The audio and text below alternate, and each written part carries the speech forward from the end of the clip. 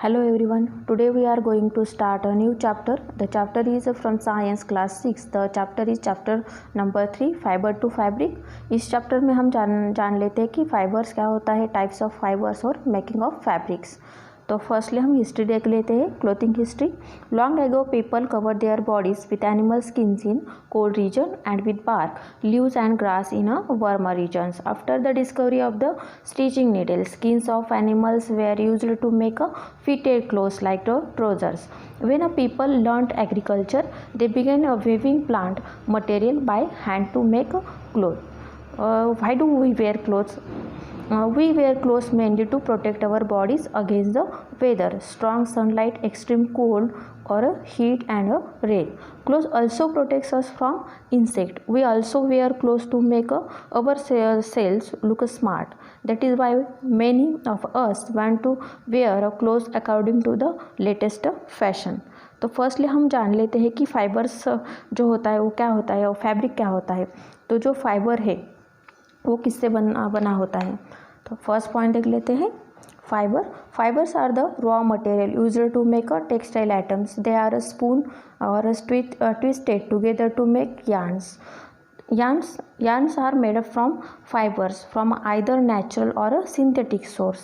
जो yarn fibres से बना होता है yarn, और yarn से जो मेड होता है बनाया जाता है वो क्या होता है fabrics are made from yarns. Different fabric types are produced by the different methods of joining the yarns together.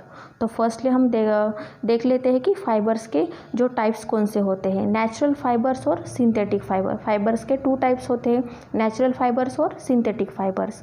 Natural के फर्दर 2 डिवाइड किया है क्लासेस में, प्लांट फाइबर्स और एनिमल फाइबर. जो सिंथेटिक फाइबर्स होते हैं वो है नायलॉन और rayon.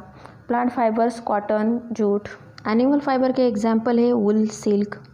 Now next point, this fiber is obtained from the seeds of cotton plant which grows 1 to 2 meters tall. Cotton is a soft fiber that grows around the seeds of the cotton plant. जो cotton plant होते हैं ना उनके जो fibre होता है cotton fibre वो soft होता है. और cotton is a warm season crop requiring a moderate rainfall. It needs a fertile clayey soil with a good moisturing holding capacity.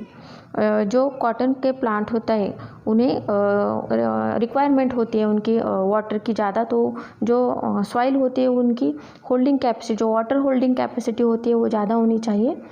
Cotton balls burst open after the maturing. One can see the seeds covered with cotton fibers. Fibers are then separated from the seeds by combining. This process called the ginning was earlier done by hand. Nowadays machine are used. तो इस process में क्या किया जाता है कि जो cotton balls होते हैं कॉटन बॉल से सीड्स को सेपरेट किया जाता है.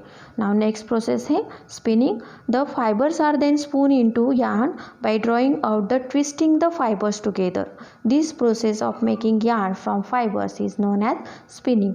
तो ये जो स्पिनिंग की प्रोसेस होती है वो ट्रेडिशनली जो इंडिया में होती थी वो किससे होती थी जो हैंड स्पाइंडल होता है उससे, और ऑन अ स्पिनिंग व्हील जिसे हम चरखा बोलते हैं उससे. लेकिन आजकल तो मशीन्स का भी यूज़ किया जाता है. नाउ नेक्स्ट प्रोसेस है वेविंग.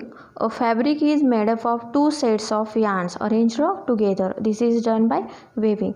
तो जो वेविंग होती है, जो वेविंग प्रोसेस में क्या किया जाता है कि जो 2 सेट्स होते हैं yarn के तो उस 2 सेट्स को कंबाइन किया जाता है और उसे फैब्रिक बनाया जाता है, तो उसे वेविंग कहते हैं.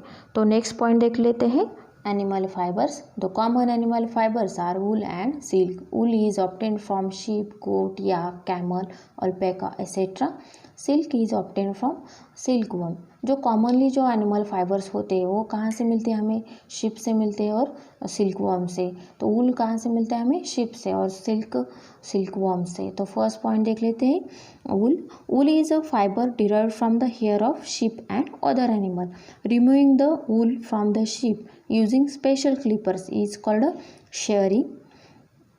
तो शेयरिंग में क्या होता है कि शेयरिंग प्रोसेस में क्या किया जाता है कि जो वूल होता है शिप के ऊपर से निकाला जाता है, जो स्पेशल क्लिपर्स होते हैं उससे निकाला जाता है. तो नेक्स्ट पॉइंट देख लेते हैं. Silk is a natural protein fiber. Silk is obtained from the cocoon of the silkworm. Silkworms are fed on the leaves of the mulberry trees. The rearing of the silkworm for production of silk is known as sericulture. तो next point देख लेते हैं। Next fibre है jute plant. The jute plant grows 6 to 10 feet in height and has no branches. The stem of the jute plant has a thick bark that has fibers inside it. तो जो jute plant होते हैं ना, तो वो jute plant की जो height होती है वो 6 to 10 मीटर के हाइट के होते हैं और उन्हें ब्रांचेस नहीं आती है। तो उनके जो थिक बार्क होता है तो उनके अंदर में क्या होते हैं, फाइबर्स होते हैं। तो जो जूट प्लांट से हम फाइबर कैसे ऑब्टेन करते हैं, तो चलिए वो पढ़ते हैं। Jute fibres are obtain from the stem of the plant by rating.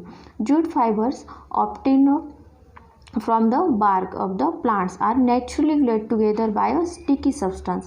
This sticky substance needs to be removed in order to obtain the fibers. Bundles of the fibers are dipped in water which rots the stems and separates the fibers.